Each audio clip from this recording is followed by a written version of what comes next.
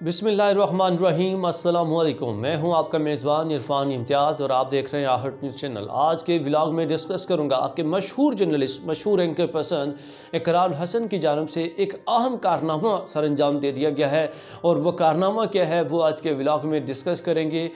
इकराल हसन की जो हिम्मत है उसको सबसे पहले दाद देंगे कि इकराल हसन आपने वाकई जो है अपनी जो अहमियत है उसको मनवा लिया है। आपके जज्बे को सलाम पेश करता हूँ कि आपने ग्राउंड लेवल पे उस तरह के काम करना शुरू किए हुए हैं, ना सिर्फ अभी बल्कि पहले से भी कर रहे हैं।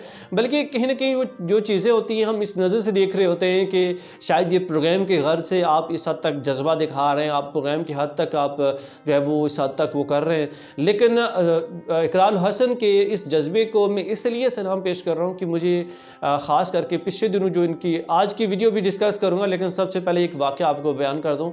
वो वाक़या ये था कि पिछले दिनों आपने एक वीडियो देखी होगी कि इकराल हसन ने लाहौर एयरपोर्ट के ऊपर एक जो प्रोटोकॉल है जो अमीर लोगों का उसको उन्होंने बेनकाब किया था।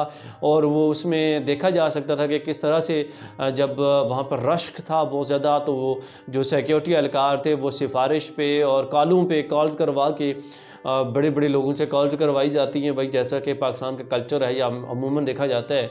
तो कॉल्स करवा के जो है वो सबसे पहले वो उनको गुजारा जा रहा था, लेकिन बाकी जो लोग थे, पब्लिक थे, वो लाइनों में लगे हुए थे, कोई पूछने वाला नहीं था।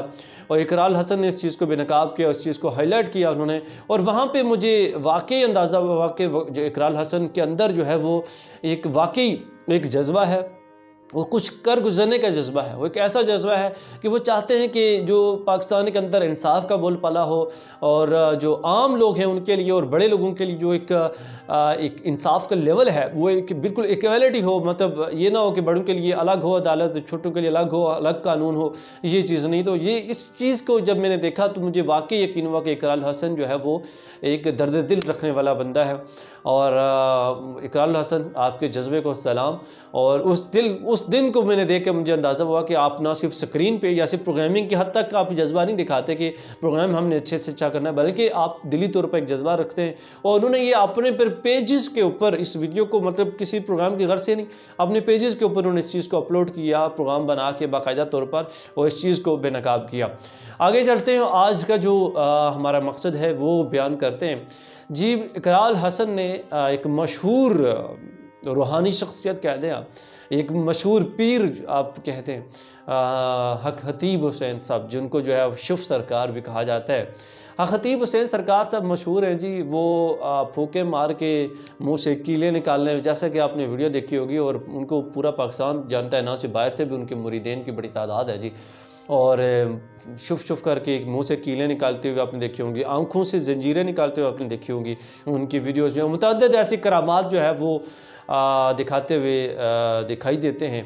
तो इकराल हसन ने उनको बेनकाब किया है। उन्होंने बाकायदा तौर पर इस पे एक प्लान तैयार कर लिया है, और पहली वीडियो भी उन्होंने गुज़श्ता रात जो है उन्होंने जारी कर दी है, जिसमें उन्होंने दावा किया है कि ये करामात दिखा रहे हैं हक हतीब साहब, मैं भी ये करामात दिखा सकता हूँ। इकराल हसन ने बाकायदा वही हुलिया अपनाया, बाल लगाए और शुफ शुफ की है, और एक लड़के के मुंह से उन्होंने 10 नहीं बल्कि सैकड़ों 100 के हिसाब से कीड़े निकाल दिए हैं।